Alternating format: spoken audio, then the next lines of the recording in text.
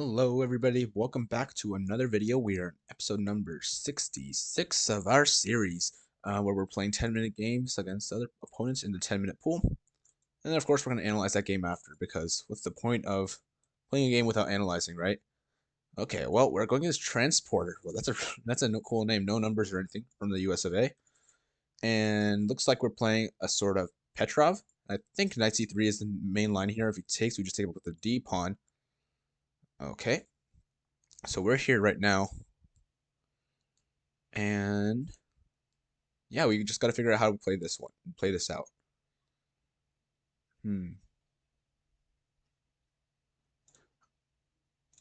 I think bishop d3 is a good move. Bishop c4 is also probably a decent move. Bishop d3, bishop c4, I think they both probably worked. Bishop c4 does take away this square from him. I guess I just have to figure out how my queen's going to get into the game as well then. So if we do this, any castles, I guess we would also just castle. And we probably want to bring our bishop here, and then bring our queen up, and then try to double up on this open file. So yeah, we have an open file to work with. That's probably how it's going to go down. I guess another thing we could do is, like, I guess this move. If you play something like this, we might have queen up here, forking this and this pawn. If he goes back to defend like this with bishop e6, I think we can take the b7 pawn, and then he can take our bishop, but we take his rook. That would probably be really good. But that's all hope chess and in the idea that he does play this. So maybe not the best move. Bishop d3 I think is supposed to be the best move. Bishop c4 also seems just so playable, but yeah, I guess this is not a threat right now, so I'm gonna go ahead with bishop c4. But I just expect him to castle here, which he does. He knows that. And maybe we should also just castle. No reason to be in the center of the board. Okay. Now he is contesting this. If we do take here, we take back, and then he takes back. He will be playing much better for the center of the board, and he has a semi-open file to work with. So I don't know if I want to give him that. So yeah, now I'm starting to disagree with this bishop c4 move. But I guess my queen could still go here and take back like this. It's not too much of a problem at all. If we just retreat and then he takes, we could get like a legendary pawn cube, but I don't know how good that is.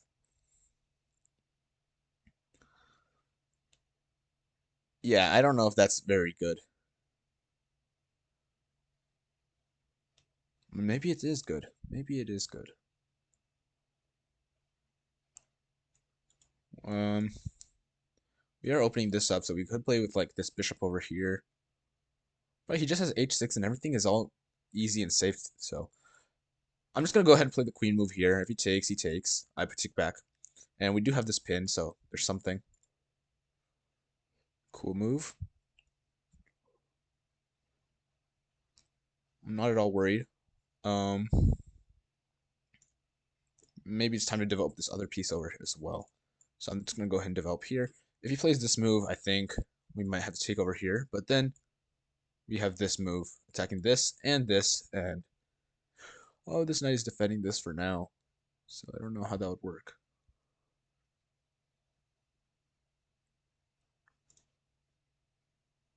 It's interesting. Okay, he brings this other bishop out, but he's not really controlling too much other than this square, I guess. So maybe it's important to put something on this file, just so he can't play knight e5, because if he does this right now, I guess he takes back with the bishop, I take with the bishop, he takes over here, but then I have this, so it's not a problem at all right now.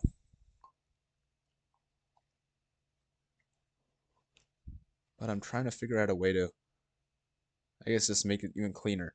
If we go here, he goes here, I guess I take back. You can take with this pawn. But I take here, he takes my queen, I take back, he takes with this pawn. And we'd be up a p, up a pawn. No, we would not be up a pawn. It would be equal in pawns. But that'd be interesting. But if we do go here, I guess he could just trade, and then he plays knight over here. And that's annoying. So maybe not. Maybe we just continue with the rook over here. I think this is the safest move. Not a problem. And I guess now we're threatening to take here and take with the rook. If he does go here, he's just losing a pawn. He goes ahead, plays this move. Very cool.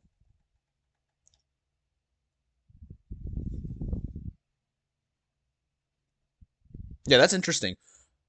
Do I have this move over here? Because if I play this, I'm threatening checkmate, so he has to respond to this threat. If he just does this, I just take over here and we're going to win a queen. That would be great. Probably not going to happen because he's just going to take with the bishop. But then I guess we just take back with this bishop. And we're going to have the bishop pair for a short amount of time.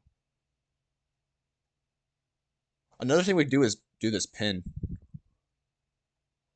But he can kick us out with like this. So it's not the craziest thing ever. If you just go back, I guess he'd have to keep pushing us out, or else we're gonna play this kind of move, and we're gonna fix everything in our structure. So here he plays this, I play here. He plays this. I guess I'd go here then.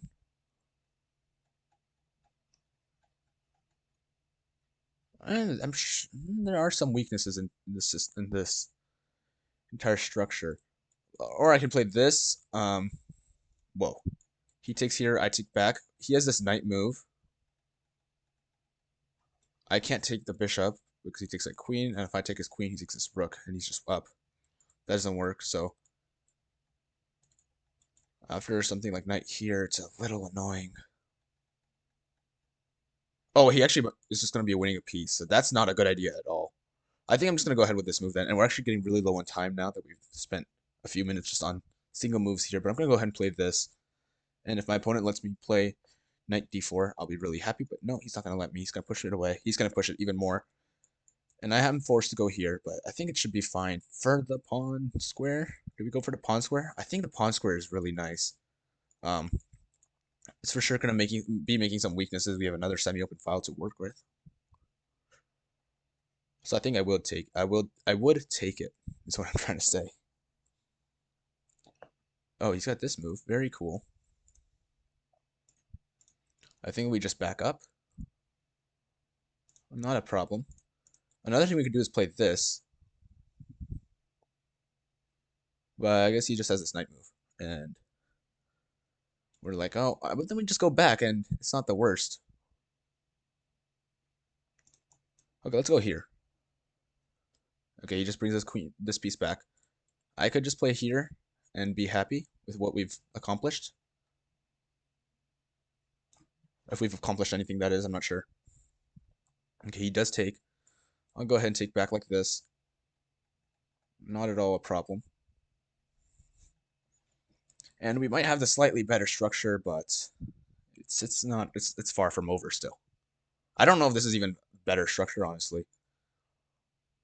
But we do have this take, so I'm going to just take the free pawn. I think I will take the free pawn.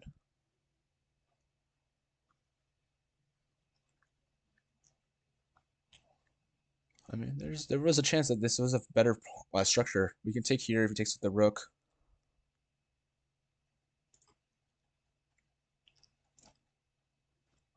Or actually, I'll bring this other rook over here just so we can attack here. He does that. I could play this move, attacking this pawn at the same time. If he goes here, it's certainly interesting. We could go with this move, attacking this pawn again, and then threatening to trade. But it's just the threat to trade, so it's not too much. Or we could go here, and this does confirm a trade.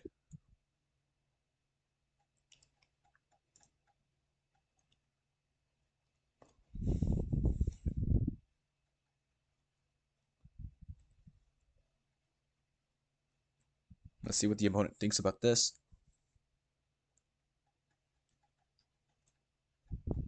If he goes here, we have this amazing thing, because if he takes back here, we take here. It should be better for us. It's still a little scary, but I think it works out. But he just takes. Makes sense. I'll take back. Gives me this funny thing. No worries. We could just slide back here and then try to play knight here. No, that doesn't work. Maybe then we go here instead. Or we just go here and try to put a queen onto this square. That also works. I'll just do that. We'll try to put a queen onto this square. Okay, he's kicking me out. That's a little annoying. I think we do have to back up. It's fine though. We can find other ways to infiltrate. Cool move he found. Doesn't do much.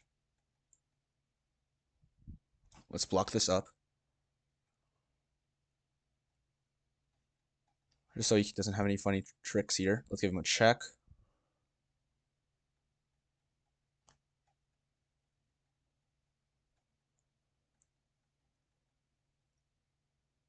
We could play this move and try to force something open, or else we just take this pawn. So I will do this, and then I guess this is a bit of a weakness. So let's see what happens. I don't know which rook I should take with though. If I take here, he does have this move. I think I'm gonna go take with this one because it's still everything's kind of closed up. I'm gonna play this move now, attacking this.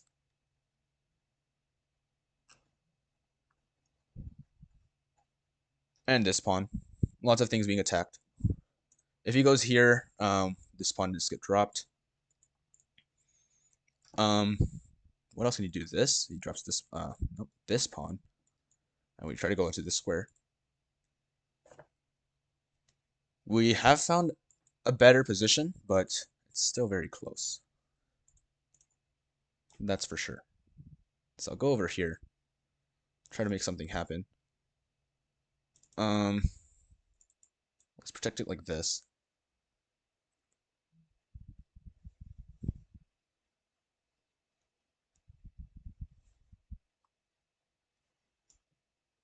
Maybe this.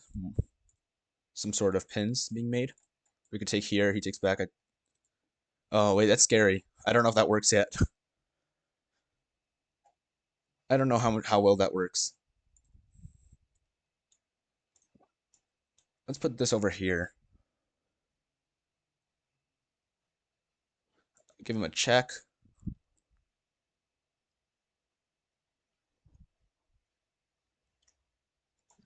Let's take here and give him this check. And then take here. He takes check, and then I'll give him this. Take this pawn too. We've got 55 seconds left, but we are in a winning position. We've got many extra pawns. Just need to figure out how to sneak in a win. It can be tough. It can be very tough. I'd love to win this pawn too. Very easy to do that because we're attacking here. He goes here.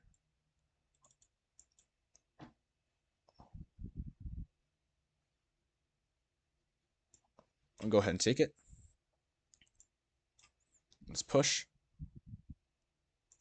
Let's push more. Okay, he did find something. Good for him.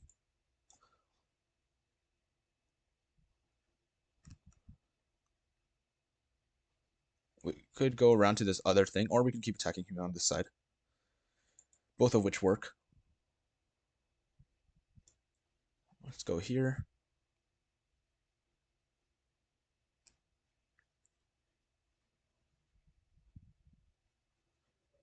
I'm gonna push. He's got that move. Very cool. Put a knight in the center of the board. Locks up a lot of things. Let's try to break this open too while we're at it. Come on. Okay, let's start pushing another pawn.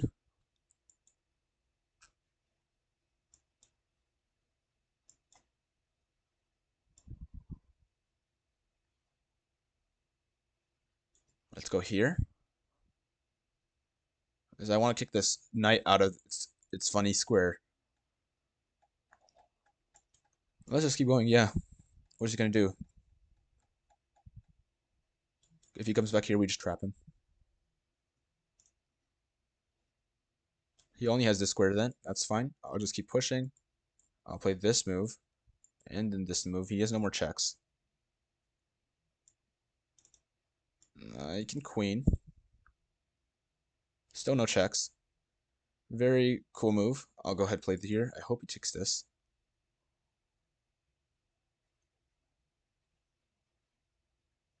I would love for him to simplify the position.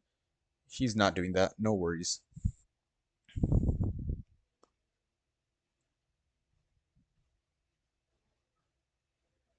Oh, I should have just taken here. That's the easiest way to win. Let's take here. Push this pawn. Push. Push. Push. Queen. Take here. We got a queen.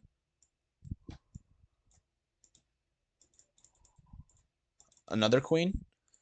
And let's find this checkmate. This check. This check. Oh, it's checkmate. Great. We got it with 12 seconds to spare. Perfect timing, guys. Let's head into the analysis because it did say we had a few mistakes, so we gotta make sure, gotta hammer those down, right? Just so we don't make those again. And actually, it looks like just from the very beginning, my opponent had a -2 advantage. So luckily, he did not find it. But let's see what this is all about. So Bishop C4 was played. Best move is Bishop D3. I I wish I knew why. I guess the only thing was that I don't really want him to take to trade it here, or else he kind of just fixes this open file, which we can use very easily. Yeah, I guess Bishop D3 also just takes away this square, so it can't product this weakness. If it even is a weakness, I don't think so, because the knight can't even hop in ever. So I'm not sure. Wish I knew why, but Bishop C4 is fine. It's still slight edge in our favor. We play Bishop D3, and this is a mistake. This is a mistake. Why is this a mistake?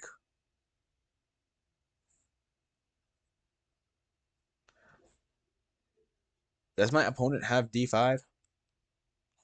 My opponent might have had D5. Let's see what the best move is. It's D5. Why is it D5? Good question. I'm happy that you guys asked. I want to defend this pawn, this bishop. I only have really 2 squares, so well, not there. Either B5 or B3. Let's go to B5 first because that would be the worst move, I think. He has A6. If he plays A6, you have to go back. Now he has B5 to go back, and now he has C5, and he's ready to just go here, forking these 2 pieces. Okay, and there's actually no way to save both of the pieces. Oh, and the bishop. If you play something like A4, try to give it a bit more of an opening to kind of run away to. He has this move, and it's a fork. So if you try to save your own queen like this, well, now he plays this, and now the bishop is trapped. So you can't fix both the fork thing and give the bishop some air at the same time. So that's the problem. But if we don't play this move immediately, we play here, he still has C5. C5 is coming along with this move, and that's going to be pretty dangerous. But over here, there's no pawn on b5 to protect this pawn, so we do have c4, which is interesting. I'd probably play b5, but or no, I wouldn't play b5. The engine's recommending this move, and if you take, you play c4. If you take this way, he still has c4. And this one's a little more interesting because I guess you could take here, but you can't take here, else you lose your queen, actually. So you could do this move, but then after this, he could take it with the bishop. He's going to trade down, and he's just got an extra piece to deal with. He's doing better. You have a passed pawn, but maybe if it was like on the 7th rank, it would be something to worry about. But right now, it's still on the 2nd rank. Hasn't moved at all. Black's not worrying. That's interesting. So queen d3 was a mistake. I should have just played bishop b3, Now, I did play bishop b3 and he takes. I wonder which one he wants to take with. He wants to take with the a pawn, making the legendary pawn cube. Cool. But this is what happened. He played this. I did this. Now this isn't a problem because even if we back up, he doesn't have c5 to play. So we're safe here. It's still a very interesting move because all of a sudden my bishop is on the defense. It's sad. It's scared. It can't really do much. But I guess after d5, maybe we have bishop b5 and then try to trade off here. So it's a little better for us. But anyways, he played this move. I played rook ef e1, which is fine. If he wants us to trade, don't know exactly why. He's just gonna take back, and it wants us to play bishop d2, which is really weird. I don't know. Oh, I guess it knows that this is coming, and if we don't do anything, if we just play this move, he has this move, and then if we play back, oh, I was scared that there might be some sort of this thing. I guess he could play this move here. He has a really big center, and he's threatening to just fork your pieces and gain a lot of space, but they're safe for now. But yeah, so I guess that's why bishop d2, because it doesn't want the d5 or e5 push to come with tempo. I played this, and he played this, and I played bishop b5, which is okay. Gives him a slight edge, but it's not much to care about. This all happens. I felt like I was disrupting his structure quite a bit, but he plays this move. I play over here. I should have just played to d2 immediately. I wish I knew why. Yeah, I'm not sure why. But he just goes back. Apparently, this is a blunder. He should have played this move, which is a more normal move, and a lot of the moves are fine enough. But this is a blunder, and I wonder why.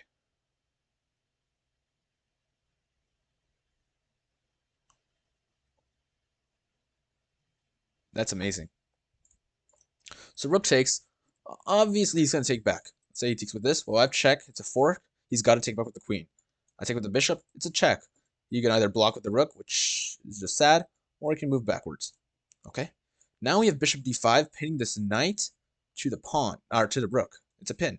You can't really protect it with the pawn. So if he tries to break this pin, well, there's no way to break the pin.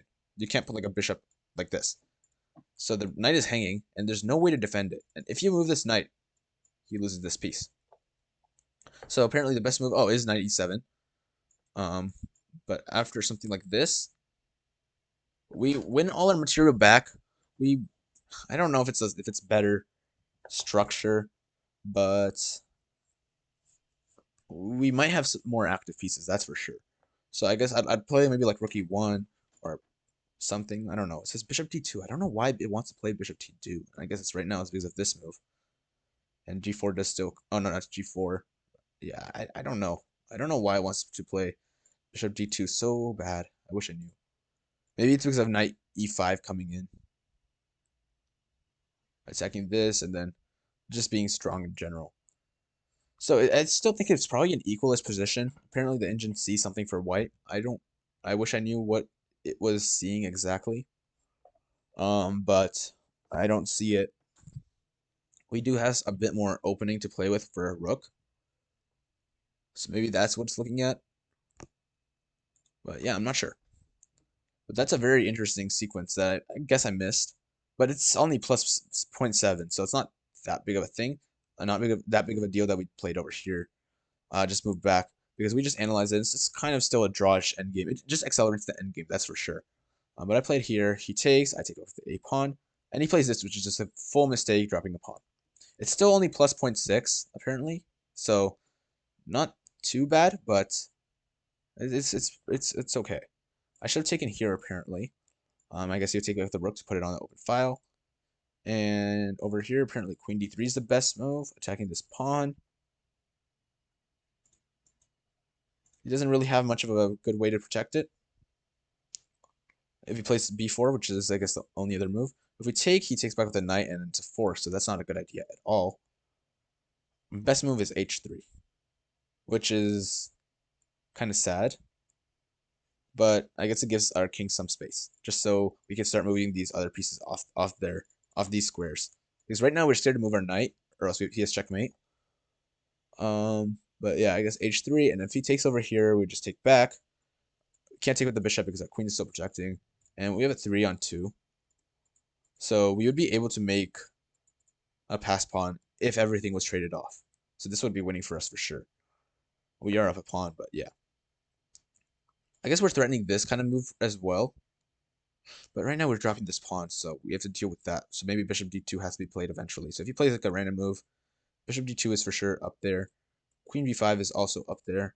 I actually can't take this just yet, or else it'll just be a free knight. That wouldn't be very good. So he has to play something like knight b8, but if we take, we could play this move. We could play rook c6.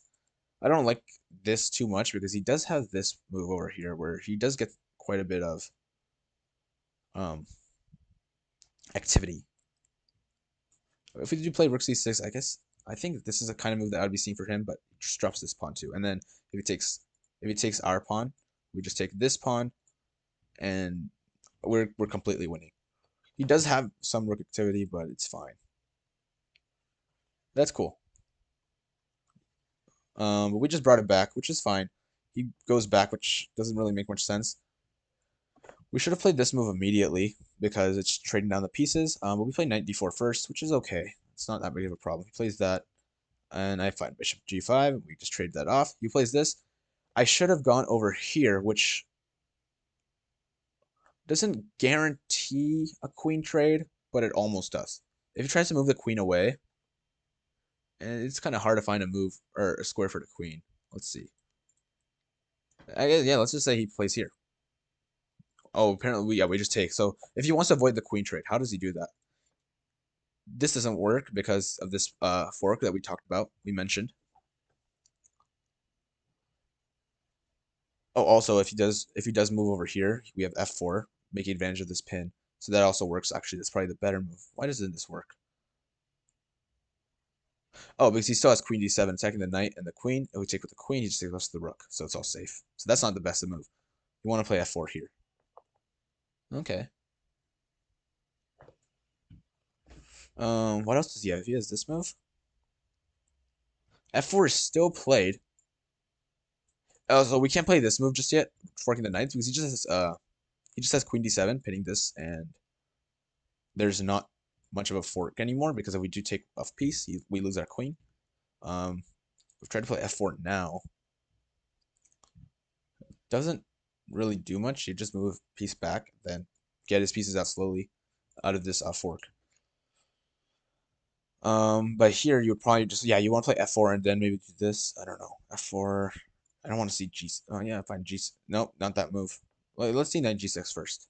Now we have knight e6, and if he does this, then we just back up. And it's important that our rook is protecting this now because now it's a fork. Cool. But we went back, which is fine-ish. He does this, I go back. He does this. I put my knight over here. I wanted a queen in the center first, which makes sense because he could have played d5 to really take control of the entire center, but we find queen check. Just that, I bring my queen back, trying to trade more. He does take, I take back, and we do have a very easily winning endgame. We find this fork and everything, and the series just wins us all the pawns, and then we're completely winning. So let's go back to the beginning. What was our mistake? Yeah, actually, throughout the entire game, my opponent had d5 to play. Over here, he had d5 to play. Even towards the end game, he had d5 to play and just take control of this of the center. So my opponent completely missed out on the center. I should not have missed out on the center, of course. Should have done something better. Make sure that I guess gotta take note of the opponent's moves because he's also playing. So gotta take that. I mean, it's a very basic opening principle. Take control of the center. So apply for my opponent. I see that he has d5, so I should have just traded, I guess. Or even better, not even go to c4. That's the problem. Why you should go to c4 because of this move. Bishop d3 is just better. And actually, going back, bishop d3. If he castles, I castle, and he does his pin. Is it much of a problem? Not really. I have queen e2 and then this, I guess, fork. So if I play queen e2 and he tries to develop this, we have rook e1 attacking. If he does this, we still have queen e4. Oh, and there's this thing too. So that's the idea. That the pin is not really much of a problem because you can always move your queen out. Opponent doesn't have a knight. He doesn't have any pawns in the center of the board. So we're all good in that department. If he plays d5 here, we can always kick him out like this. Play rook d1. Interesting, but we have a rook on a semi-open file, queen's on an open file. It's okay. Bishop c5, g4. If he goes back, he doesn't want me to take. I want to play bishop g5 first, queen d6, and then trade. This is scary. It's scary, but I guess it works out. But he has a semi-open file for his piece, and then he has this diagonal. It's a little weird. Yeah, it's a messy. So I don't know how much I like this engine line, but it's the engine line, so there's probably some merit to it.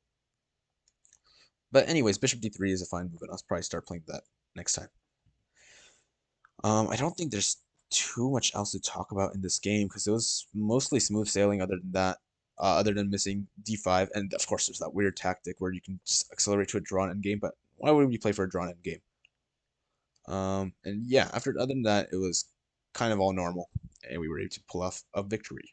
So that should be it for this video, and I'll see you guys next time. Bye bye.